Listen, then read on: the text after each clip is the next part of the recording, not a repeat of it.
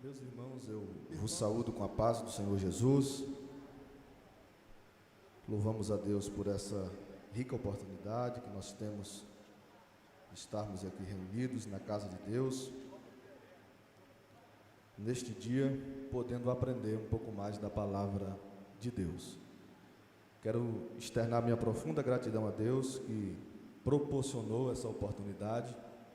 Louvar a Deus também pela vida dos nossos presidentes, pastor Abinaí, pastora Meire. Está aqui também pastor Samuel, segundo vice-presidente, pastor Laudemir, terceiro vice-presidente. Que Deus em Cristo continue lhes abençoando. Também quero externar minha gratidão ao pastor Kerlen, pastor Moisés, que são aqui os líderes da Escola Bíblica Dominical. Meus irmãos, sem mais delongas, nós temos uma missão especial hoje, que é a de finalizar este importante estudo sobre a epístola de Paulo aos Efésios. É importante nós ressaltarmos que entre as 13 cartas que Paulo escreveu, Romanos é tida entre os estudiosos, os especialistas, como a carta que nos leva aos picos mais elevados da verdade revelada de Deus. Se Romanos nos leva aos Alpes, aos lugares elevados da verdade revelada de Deus, o motor que conduz a epístola aos Romanos aos lugares mais elevados é a carta aos Efésios. Essa é uma importante carta. Paulo vai tratar aqui de um assunto que ele não tratou em nenhuma epístola do Novo Testamento, em nenhuma epístola que ele escreveu, que é sobre o mistério que estava oculto em Deus desde os séculos dos séculos, que era de reunir, de congregar em Cristo judeus e gentios e fazer destes um só povo. Então é uma carta especial. Nós tivemos a honra de estudar esta carta ao longo desses 3 meses e hoje nós estamos finalizando este importante estudo. Bem, como anunciado pelo pastor Kerry, a revista do próximo trimestre já está disponível para quem quiser adquirir, e nesse sentido não há nenhum problema em dar spoilers dessa revista. É uma revista especial. O livro do profeta Ezequiel é tanto escatológico quanto profético, e ao lado de Apocalipse e Daniel são livros de difícil interpretação, mas que aqui nós teremos acesso ao conhecimento produzido através do livro do profeta Ezequiel. Meus irmãos, nós temos uma lição dividida em 3 tópicos, em 3 pontos principais, e esses pontos eles procuram finalizar com excelência o estudo que nós fizemos ao longo desses 3 meses. Então, o nosso primeiro ponto vai abordar sobre vestindo-nos de toda a armadura de Deus. Vestindo-nos de toda a armadura de Deus. Se você observar no versículo 10 do capítulo 6 que nós lemos, nas leituras iniciais, o apóstolo Paulo ele usa a expressão no demais, ou ademais, ou seja, o apóstolo Paulo está encerrando aquilo que ele escreveu. O apóstolo Paulo, de forma bem metódica, ele doutrina a igreja nos primeiros 4 capítulos. Ele começa o capítulo 1 bendizendo a Deus em uma doxologia extraordinária, bendizendo a Deus porque Deus nos tem abençoado em Cristo nas regiões celestiais, nós somos abençoados. Ele começa a discorrer sobre a eleição, a nossa escolha em Cristo Jesus. No capítulo 2, Paulo introduz a doutrina da graça, dizendo que a graça é a base da nossa salvação. No capítulo 3, Paulo começa a falar agora sobre este mistério que estava oculto em Deus. No capítulo 4, Paulo amplia o que ele havia iniciado no capítulo 3, e a partir do capítulo 5, Paulo começa a partir para a parte prática. Então, Paulo doutrina a igreja do capítulo 1 ao capítulo 4, do capítulo 5 ao 6, Paulo começa a aplicar aquilo que ele havia ensinado anteriormente na parte prática. Ou seja, para que serve o que eu ensinei até aqui, se não tiver uma prática, se não tiver uma aplicabilidade no viver diário da igreja? E no versículo 10, Paulo está dizendo, no demais, ou seja, diante de tudo que eu falei, diante de tudo que foi exposto, vocês precisam se fortalecer no Senhor e na força do seu poder.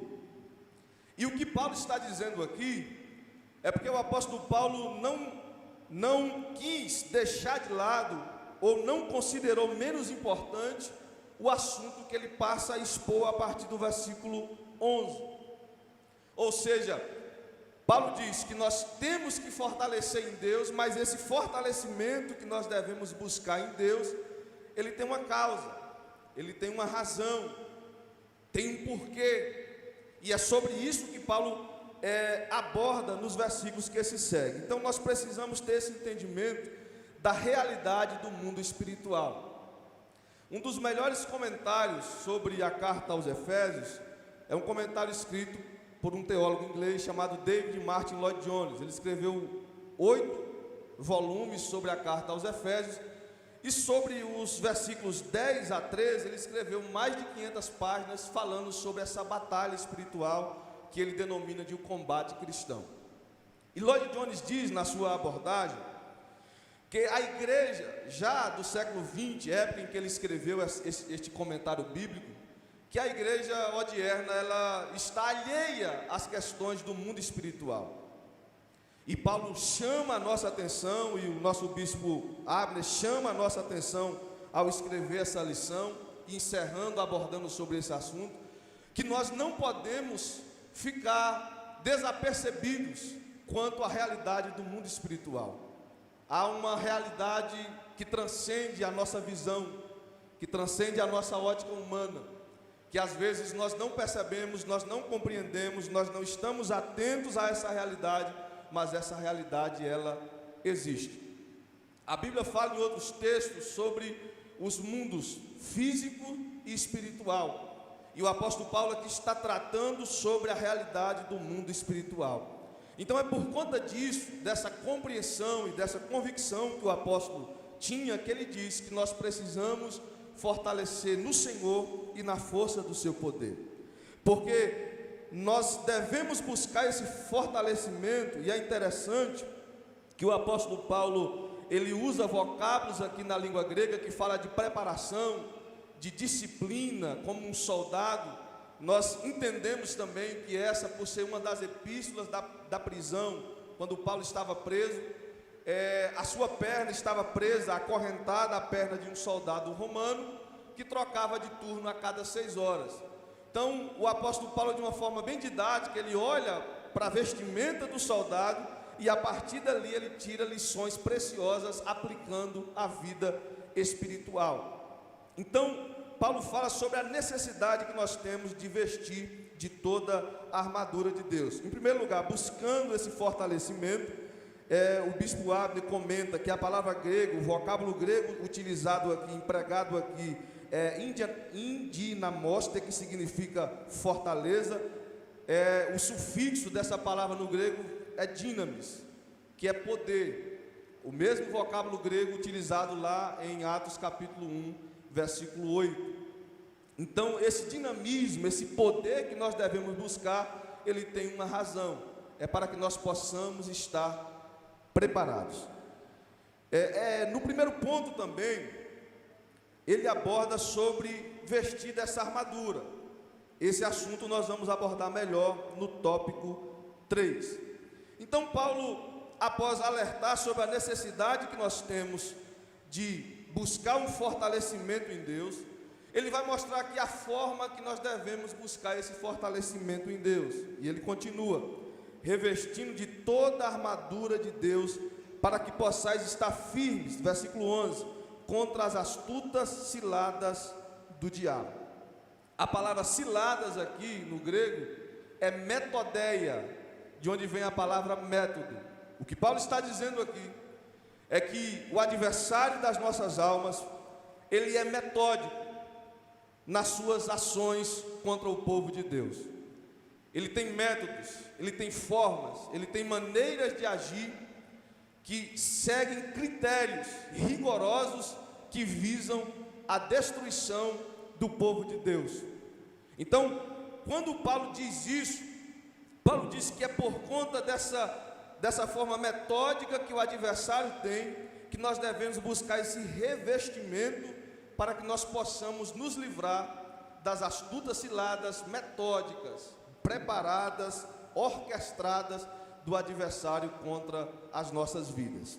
E aí Paulo ele continua, mostrando agora o que o próximo tópico vai abordar, que nós temos que conhecer os inimigos da nossa batalha. É importante, irmãos, ressaltar que o reino das trevas ele é muito bem organizado. O reino das trevas ele é muito bem organizado. O Senhor Jesus, ao ser questionado pelas autoridades religiosas da época, de que ele estava expulsando demônios pelo príncipe dos demônios, Jesus chamou a atenção deles, dizendo que nenhum reino que fosse dividido em si mesmo pode subsistir, pode prevalecer.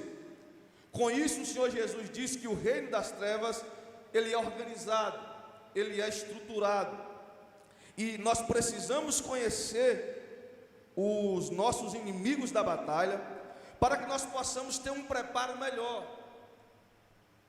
O famoso livro A Arte da Guerra diz que uma das coisas, um dos itens de um exército vitorioso é ele conhecer os seus inimigos, a forma que o inimigo age, a forma que o inimigo ataca.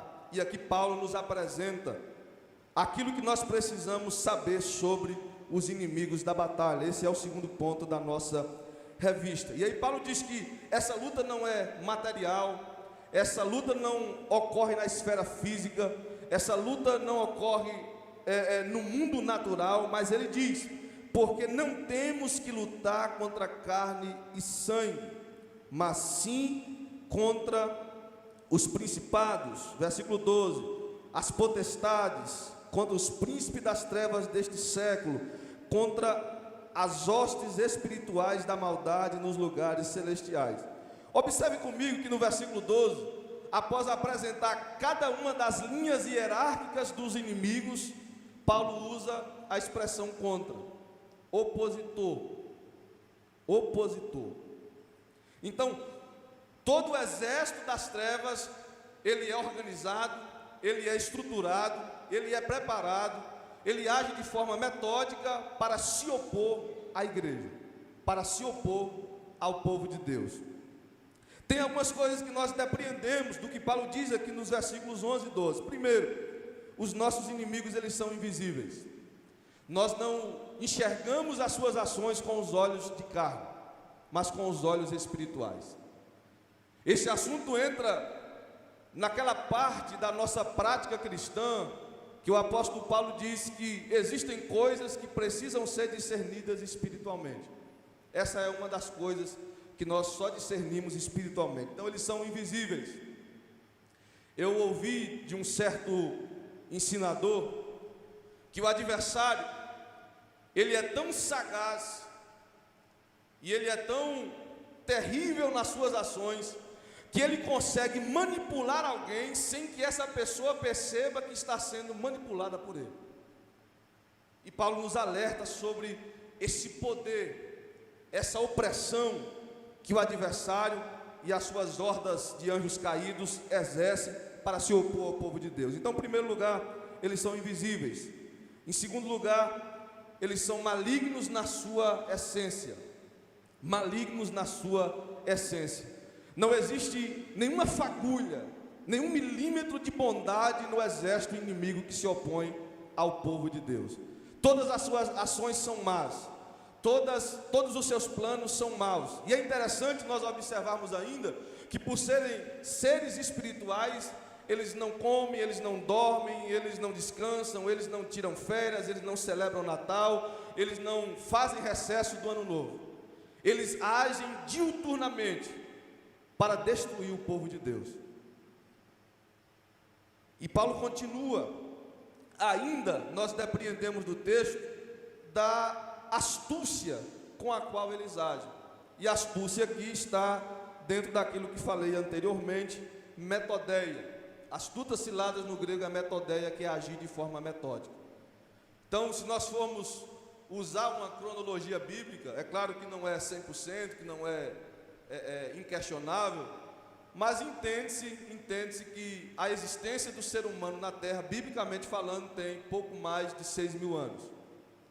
Então, com isso nós podemos afirmar que o adversário das nossas almas, ele tem 6.000 anos, de idade não, nós não sabemos a idade dele, mas 6.000 anos de habilidade em lidar conosco, seres humanos. Ele conhece todos os nossos pontos fracos, todas as nossas fragilidades. Aquilo que o cônjuge não sabe, que nós escondemos do cônjuge, ele sabe. Aquilo que o pastor da igreja não soube no local, no seu gabinete pastoral, nós não confessamos, o adversário sabe.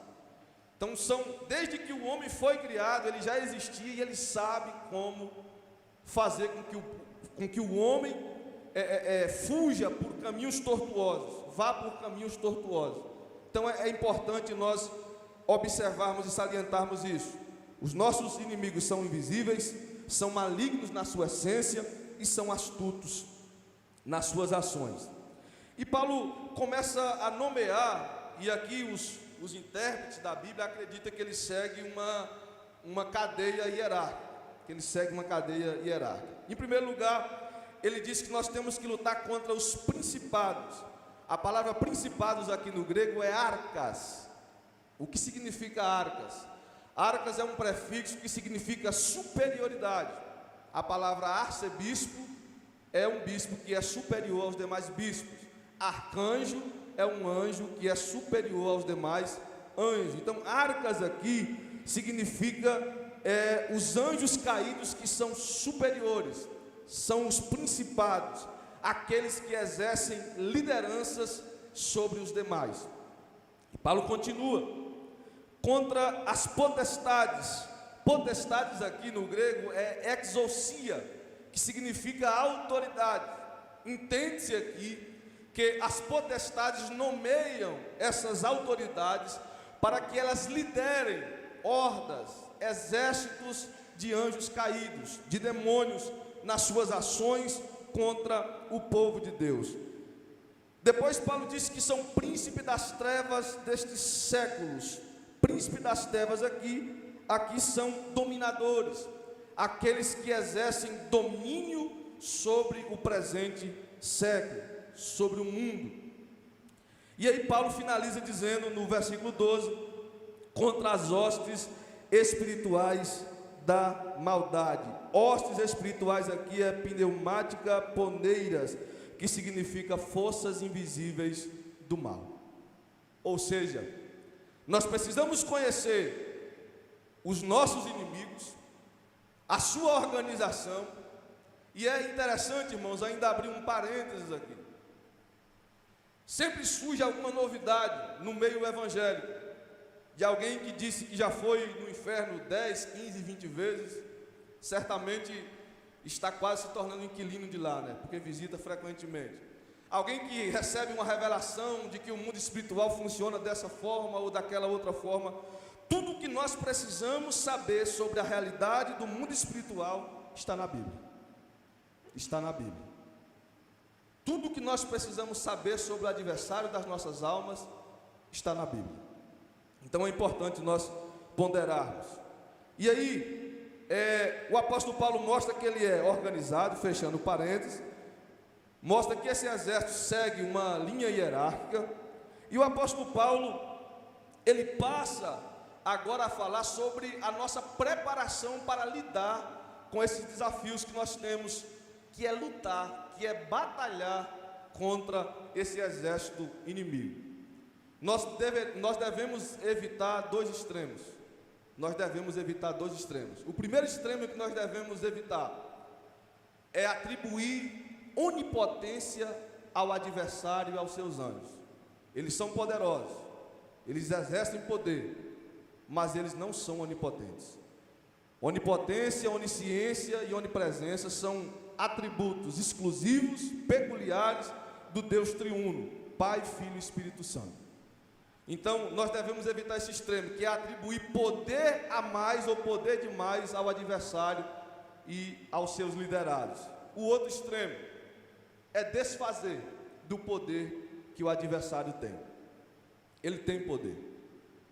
Observa que no início do ministério do Senhor Jesus, Mateus narra isso no capítulo 3, após o Senhor Jesus ser batizado, ele é conduzido pelo Espírito Santo ao deserto, e ali, o diabo tenta Jesus, e ele tenta Jesus utilizando a Bíblia, de forma distorcida, de forma totalmente contrária ao que ela de fato diz, mas ele tenta Jesus usando argumentos, entre aspas, bíblicos.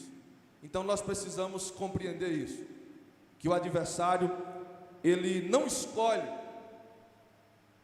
escolhe qual tipo de crente ele vai tentar.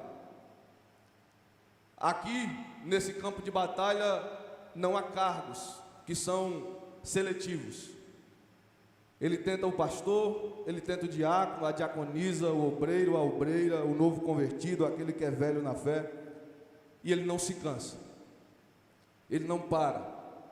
Todas as vezes que um plano do adversário é fracassado, ele já tem outros em vista para tentar nos tirar do caminho da salvação, para tentar destruir a nossa fé. É importante nós lembrarmos ainda que o Senhor Jesus vence as tentações do adversário usando a Bíblia da forma correta. Então nós precisamos estar fundamentados na palavra, nós precisamos estar guerreando em oração, vigilantes, para que nós possamos resistir às astutas ciladas do adversário. Essa batalha espiritual é uma batalha que não termina enquanto nós estivermos aqui na terra. Todos os dias nós estamos batalhando, nós estamos guerreando. E aí eu volto a citar o teólogo inglês Lloyd Jones, quando ele fala que essa batalha é uma batalha que cansa. É uma batalha que cansa. Muitos de nós aqui já passaram por essa experiência, de estar atravessando um momento de batalha espiritual tão travada, que você dobra os joelhos para orar e você não consegue orar. É um peso, é uma carga pesada que vem sobre os nossos ombros. São os níveis de batalha que nós enfrentamos neste campo. Só que nós precisamos entender que nesta batalha o Senhor Jesus está do nosso lado, o Espírito Santo está do nosso lado. Às vezes nós nos encontramos como Davi, quando naquela batalha em que ele saiu já no final do seu ministério, e ele se cansa e Isbi-Benob tenta matar Davi. Ele estava cansado. A palavra cansada ali no hebraico significa sem forças para levantar o escudo para se defender ou para levantar a espada para atacar. Mas naquele dia ele recebeu um livramento da parte de Deus. Todas as vezes que nós estamos cansados no campo de batalha, Deus usa alguém para nos ajudar. Deus usa o Espírito Santo para estar do nosso lado e dizer: você não vai perecer no campo de batalha. É uma batalha travada, é uma batalha ininterrupta, mas nós não estamos sozinhos no campo de batalha. Aqui nós temos um grande exército, um exército que se reúne, um exército que ora uns pelos outros, um exército que não pode deixar feridos no campo de batalha, um exército que resgata os seus soldados feridos, cura as suas chagas e o prepara para que ele possa retornar à batalha e ajudar os demais. Então nós estamos nessa batalha, nós temos essa compreensão dos inimigos que nós estamos enfrentando, a sua forma de agir, o seu modus operandi, e nós sabemos da sua sagacidade nas suas ações. O bispo Abner ainda pondera aqui, após falar sobre essa organização do exército inimigo, sobre o mundo espiritual versus o mundo físico, que nós devemos sempre ter em mente essa compreensão de que existe uma realidade espiritual. Existe uma realidade espiritual. Às vezes nós estamos nos deparando com situações na nossa vida cotidiana que por trás daquele contexto que estamos vivenciando ali há uma ação maligna, há uma ação do mal. Às vezes nós estamos no trânsito, discutindo com alguém, e por trás daquela discussão de trânsito, que entre aspas é normal no nosso dia a dia, há uma ação maligna. Então nós precisamos compreender que por trás muitas ações que nós enfrentamos diariamente, há ações do mal, há ações do nosso adversário visando a nossa destruição. É o objetivo que ele tem, é a nossa destruição. Todos os seus soldados guerreiam incansavelmente para nos destruir. Então, a nossa lição, ela observa isso e faz essa importante ressalva, que nós devemos ter em mente que tudo que acontece no mundo espiritual tem influência no mundo físico e vice-versa. Aí ele cita aqui o exemplo de Daniel na sua oração, em que o mundo físico, que foi feita no mundo físico, mas repercutiu no mundo espiritual. Então nós precisamos sempre ter isso em mente. No tópico 3 da nossa lição, que é o último tópico, e é neste tópico que nós queremos aqui empreender um pouco mais de tempo, o apóstolo Paulo passa agora a falar sobre o equipamento do soldado cristão, a sua armadura, a armadura que ele fala que nós devemos revestir no versículo 11, ele passa a descrevê-la no versículo 13, e aí ele diz assim: portanto, ou seja, tendo o entendimento da realidade do mundo espiritual, das batalhas que nós enfrentamos no mundo espiritual, conhecendo o modus operandi e a organização do nosso inimigo, portanto, tomai toda a armadura de Deus, para que possais resistir no dia mau, e havendo feito tudo, ficar firmes. E aí ele começa: estai, pois, firmes, tendo cingido os vossos lombos com a verdade. Toda a armadura, ela era fixada com esse cinto. Eu não sei se a mídia pode nos ajudar colocando aí uma armadura romana no telão, que nos ajuda nesse aspecto visual, mas a veste do soldado, ela era amarrada com esse cinto, com o qual ele cingia na altura dos lombos. Cingir, na linguagem judaica, significa estar pronto, estar preparado. E Paulo diz exatamente isso, que nós temos que estar cingidos, cingir os lombos, nos preparar ou estar preparados com a verdade. O cinto com o qual os homens utilizavam, cingiam-se no mundo bíblico, também serviam para distinguir homens de mulheres. Então, a nossa distinção, aquilo que nos caracteriza como soldados de Cristo, é a verdade que nós professamos, é a verdade que nós vivemos, é a verdade que nós cremos. E essa verdade, ela tem uma essência, porque Jesus se identifica como essa verdade. Jesus se identifica como essa palavra de verdade, como essa verdade que veio do céu para nos livrar da opressão do nosso adversário. É essa a verdade que nos liberta, é essa a verdade que nos torna livres. Então, Paulo diz que, em primeiro lugar, nós temos que estar cingidos com a verdade. Cingir os vossos lombos com a verdade é estar preparados com a verdade. Não há nenhuma sombra de variação na verdade de Cristo, na verdade do Evangelho. Nós precisamos conhecer a cada dia mais a profundidade da palavra de Deus, e essa palavra, ela é verdade, ela é verdadeira. Cristo é essa verdade que liberta. Então Paulo diz que aquilo que nos distingue, aquilo que nos leva a estar preparados para essa guerra é a verdade. É o oposto do nosso adversário, que é o pai da mentira. Da mesma forma que Paulo contrapõe eles, as hordas angelicais da maldade, as hostes espirituais, ele pontua no versículo 14, porque o diabo é o pai da mentira, e nós professamos, nós vivenciamos a verdade de Cristo, a verdade do Evangelho, a verdade da palavra de Deus. E aí Paulo continua, após dizer que nós temos que estar cingido com a verdade, nós temos que vestir a couraça da justiça. E é interessante que cada item da armadura está ligado um ao outro e um depende do outro para que o soldado esteja preparado para a guerra.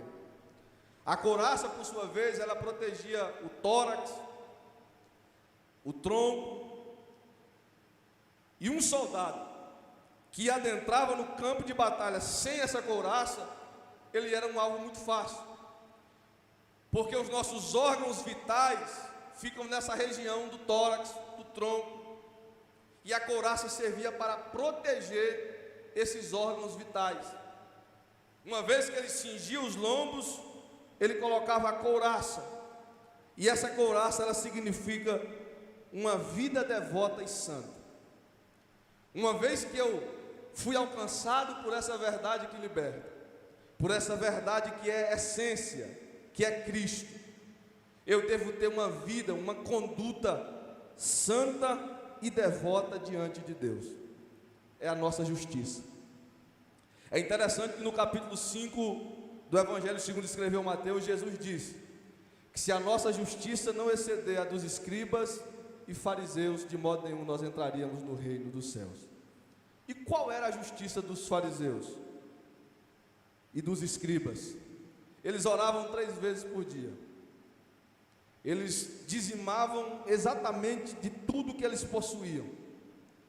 Eles faziam obras de caridade, que era chamada de tzedakah. E como que a nossa justiça ela deve exceder a dos escribas e fariseus? É porque eles faziam isso de forma hipócrita. Uma vez que eu tenho os meus ombros cingidos com a verdade, não pode haver hipocrisia em mim. E a palavra hipocrisia, hipócrates no grego, significa atuar. É de onde vem a palavra ator. Então nós não podemos fingir, nós não podemos maquiar aquilo que nós somos. Nós não estamos aqui em um teatro atuando. Nós estamos aqui vivendo a realidade dessa verdade que nos alcançou, que nos libertou. E quando eu visto essa couraça da justiça, as minhas ações, as minhas atitudes, as minhas obras, aquilo que eu faço, deve estar pautado com o parâmetro dessa verdade que me alcançou e que eu professo. A couraça da justiça fala de uma conduta devota e santa. Uma conduta devota e santa. Diante disso, nós precisamos estar conscientes de que, como soldados de Cristo, nós podemos e nós devemos melhorar um pouco a cada dia. Esse é o objetivo da nossa vida. É o que Paulo disse ao escrever a carta aos Filipenses. Ele não julgava que tenha alcançado, mas ele prosseguia para o alvo, pelo prêmio ou buscando o prêmio da soberana vocação de Deus em Cristo Jesus. Então não é que nós já alcançamos esse nível de perfeição, mas a cada dia eu devo colocar como objetivo da minha vida melhorar um pouco mais, como soldado de Cristo. Essa couraça da justiça, que fala de uma vida devota e santa, significa que todos os dias nós devemos e nós podemos nos aprimorar, nos aperfeiçoar. Nós temos esse entendimento de que nós somos uma obra inacabada, de que hoje eu devo procurar ser melhor do que ontem e assim sucessivamente. E o apóstolo Paulo ele continua, após falar sobre a couraça da justiça, ele diz no versículo 15: e calçados os pés na preparação do evangelho da paz. E calçados os pés na preparação do evangelho da paz. É interessante que os soldados romanos, as legiões, quando saíam para os campos de batalha, os soldados utilizavam calçados que tinham cravos na sola, para que eles tivessem estabilidade e agilidade, porque na maioria das vezes o terreno sobre o qual eles estavam batalhando era escorregadio, não era um terreno plano, não era um terreno pavimentado. Então eles utilizavam calçados com cravos na sola desses calçados, para que eles tivessem segurança, estabilidade e agilidade no campo de batalha. Trazendo isso para o contexto de que Paulo está dizendo, Paulo fala da nossa segurança em Cristo, a segurança que o Evangelho nos dá, e também nos fala da agilidade que nós devemos ter para propagar as boas novas da salvação. Nós estamos seguros em Cristo, nós estamos seguros no Evangelho. A nossa fé, ela tem segurança, ela tem estabilidade, mas eu também preciso ter como soldado agilidade para proclamar esse Evangelho da paz. Embora Paulo está falando aqui de uma batalha que ocorre na esfera espiritual, mas Paulo tem esse entendimento, que mesmo estando em guerra, mesmo estando em um campo de batalha, nós podemos ter paz, porque nós temos segurança em Cristo. Eu preciso citar aqui Romanos capítulo 5, onde Paulo fala sobre essa paz que nós temos após sermos justificados. Romanos 5, a partir do versículo 1. Olha o que Paulo diz: sendo, pois, justificados pela fé, temos paz com Deus por nosso Senhor Jesus Cristo. Então, mesmo estando em guerra, mesmo estando em um campo de batalha, mesmo lutando contra seres espirituais preparados, que seguem uma sequência hierárquica, que visam a destruição nossa do povo de Deus, nós temos paz, porque nós temos segurança no Evangelho de Cristo. Nós estamos seguros em Cristo. Então, calçar os pés na preparação do Evangelho da paz significa esses dois sentidos, ou tem esses dois sentidos: é a nossa segurança em Cristo, segurança no Evangelho, e a agilidade para anunciar o Evangelho que nos alcançou. É uma das características de alguém cheio do Espírito Santo, é alguém que anuncia o Evangelho da salvação, é alguém que tem agilidade nos pés para anunciar o Evangelho da salvação, é alguém que não perde uma oportunidade de anunciar o Evangelho da salvação. E aí Paulo continua, Paulo diz: e tomando sobre tudo, versículo 16, e tomando sobre tudo o escudo da fé, com o qual podereis apagar todos os dardos inflamados do maligno. O escudo de um soldado romano, ele tinha em média 1,60 de altura por 70 centímetros de largura. Esse escudo ele era um pouco maior do que o convencional, para que os soldados pudessem estar no campo de batalha ajudando um ao outro. O escudo de um soldado acabava protegendo o outro, e assim sucessivamente. Os historiadores dão nota de que o exército romano havia desenvolvido uma técnica, que eles faziam uma formação de escudos que era quase que impenetrável. Um soldado do lado do outro, empunhando o seu escudo, fechava um perímetro, e os soldados inimigos não conseguiam invadir aquela área devido àquela formação. E Paulo está falando sobre esse escudo, e observa que Paulo, ele dá uma nota especial sobre tudo, ou seja, acima de tudo, ele coloca esse escudo da fé como algo importante, com o qual nós podemos apagar todos, não são alguns, não são uns, são todos os dardos inflamados do maligno. É a nossa fé. A nossa fé é um escudo que nos protege. Esses dardos aqui é uma referência às batalhas que aconteciam, flechas inflamadas que o exército adversário lançava. Elas feriam e também queimavam. O nosso adversário, ele nos fere, e com esses dardos ele quer queimar, ele quer inflamar a nossa vida. Só que a nossa fé, ela serve como uma barreira de proteção, como escudo de proteção, que faz com que esses dardos até atinjam o nosso escudo, mas não vão nos atingir. É a nossa fé. Que nós possamos pedir a Deus nesta manhã uma fé sobrenatural, uma fé que resista às ações do adversário contra nossas vidas, uma fé que venha nos proteger desses dardos inflamados que o adversário lança diariamente, diuturnamente, para que nós possamos prevalecer no campo de batalha. E é interessante que esse escudo da fé não protege só a mim, ele também protege o meu irmão. ele também protege o meu próximo. A fé que nós temos, o escudo da fé, protege o próximo, o irmão que nos serve, que está do nosso lado. Então, que nós possamos ter esse entendimento de que o apóstolo Paulo também está falando aqui de relacionamento cristão. Quando um soldado se fere no campo de batalha, nós não podemos apontar os seus ferimentos e deixá-lo no campo de batalha para morrer. Mas com o nosso escudo da fé, nós temos que nos aproximar dele, pegar ele com os nossos braços, pegar ele pelos braços, e os demais soldados fazendo essa proteção, tirar esse dardo inflamado que o atingiu, colocar os remédios necessários. Nós temos azeite, a unção do Espírito Santo, nós temos os medicamentos necessários, nós temos os meios necessários para curar essas feridas e recuperar o soldado. Certa feita, um pastor com muita experiência ministerial, ele disse que ministério não é cartaz, não é agendas, não é holofotes, mas que ministério é estrutura. E para que serve essa estrutura? Essa estrutura serve para que eu, que hoje estou em uma posição firme com Deus, possa ajudar o meu irmão que escorregou os seus pés e que foi atingido por um dardo inflamado do maligno.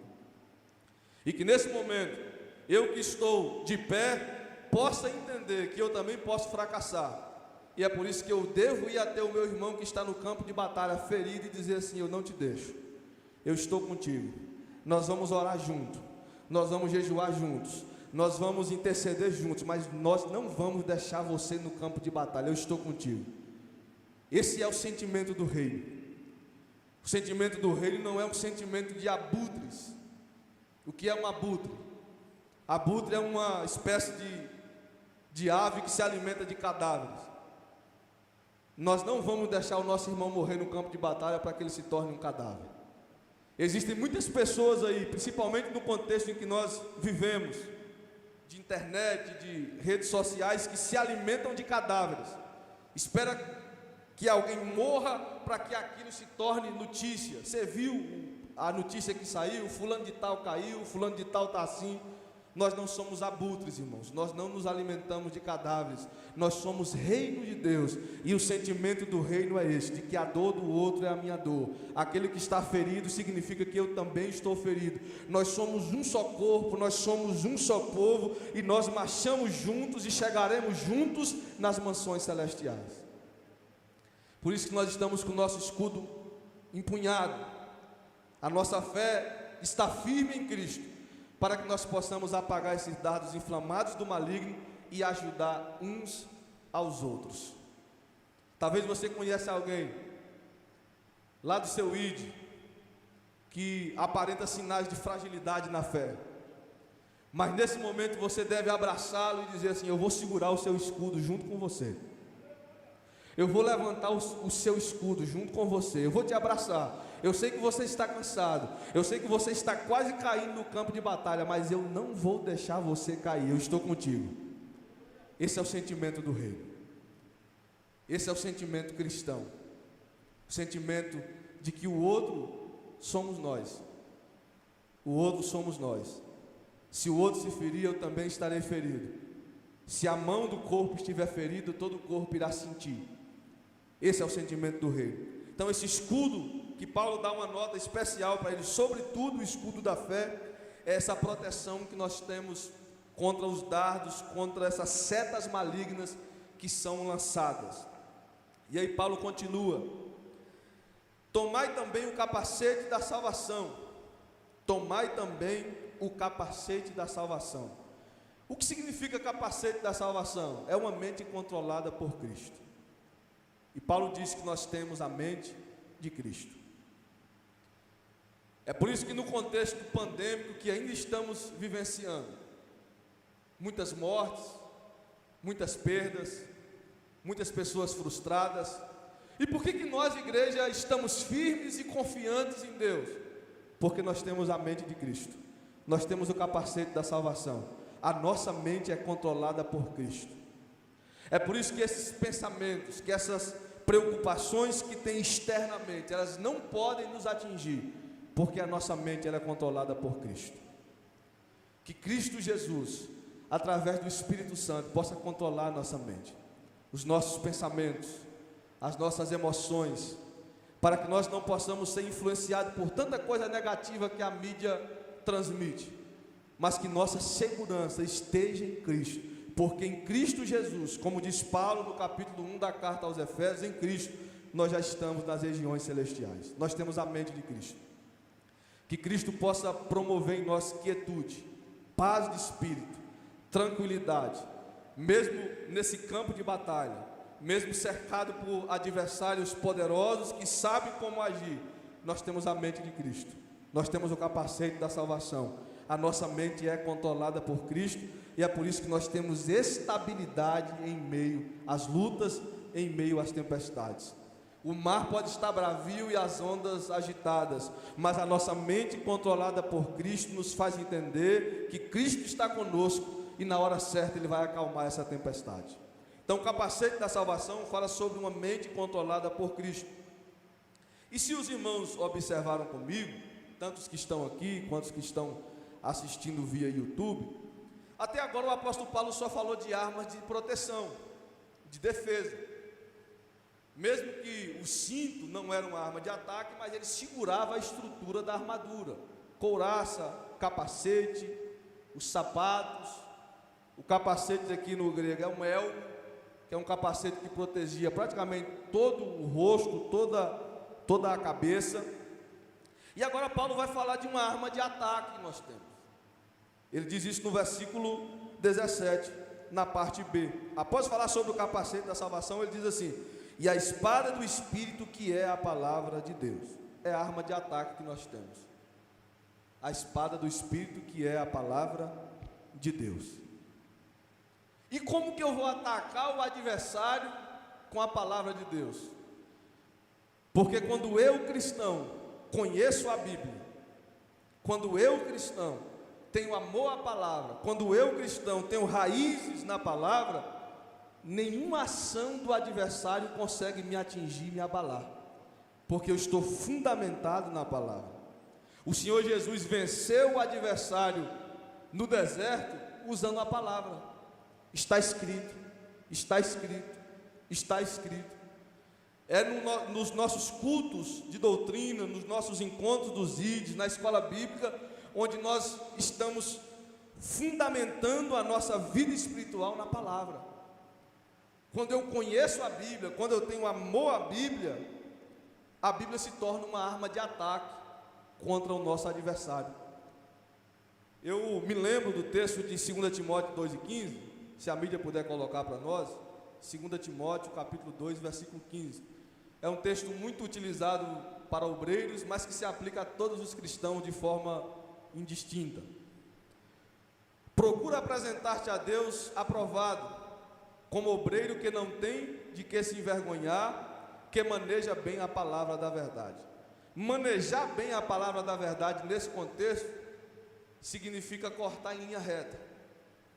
Era um soldado tão habilidoso no manuseio da sua espada que ele cortava em linha reta, como um cirurgião, um corte reto, linear. E nós precisamos nos apresentar a Deus aprovado, manejando bem a palavra da verdade.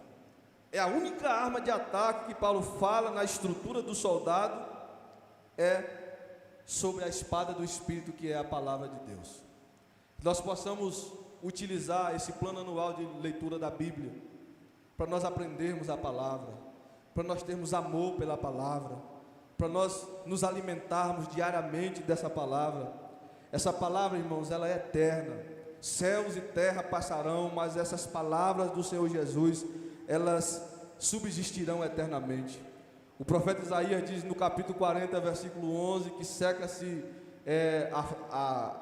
a erva e caem as suas flores, mas a palavra do nosso Deus, ela subsiste eternamente.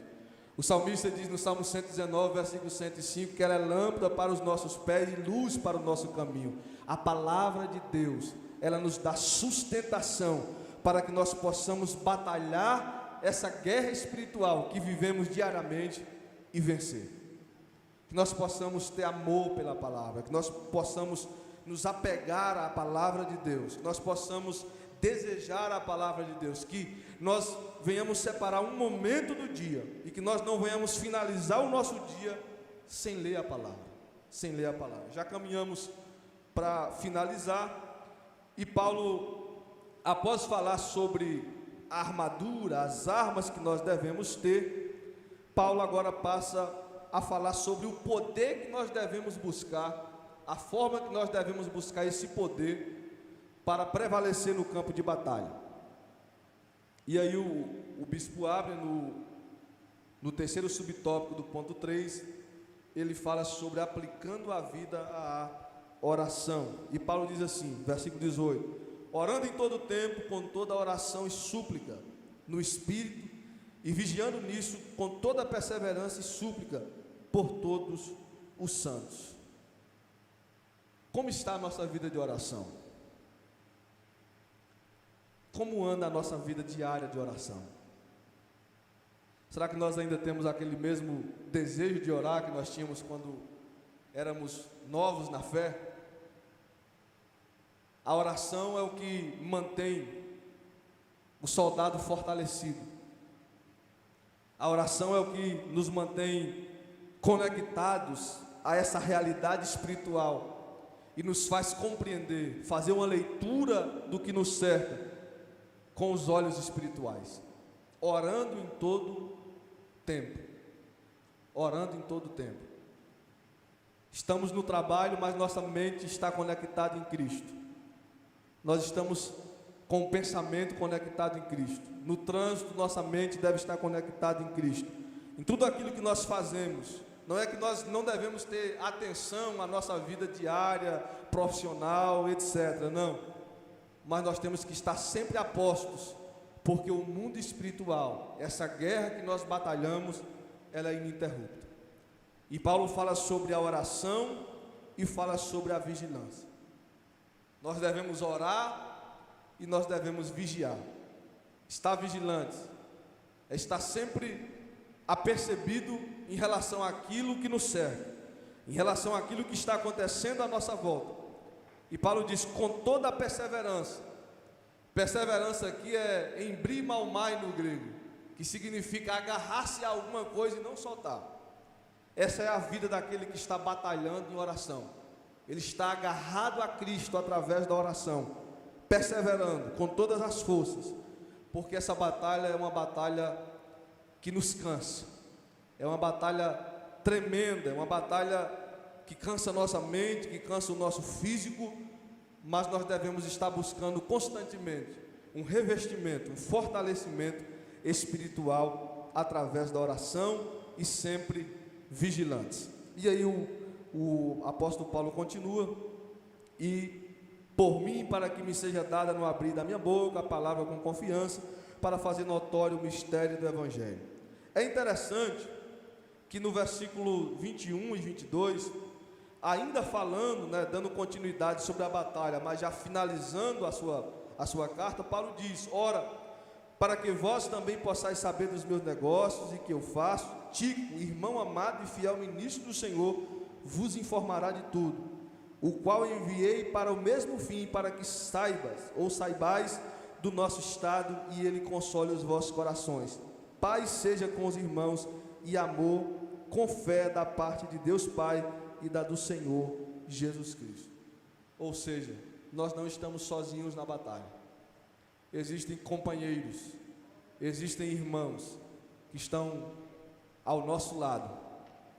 Existem companheiros que estão ao nosso lado batalhando, nos ajudando, para que nós possamos prevalecer no campo de batalha. Eu encerro citando Romanos capítulo 8,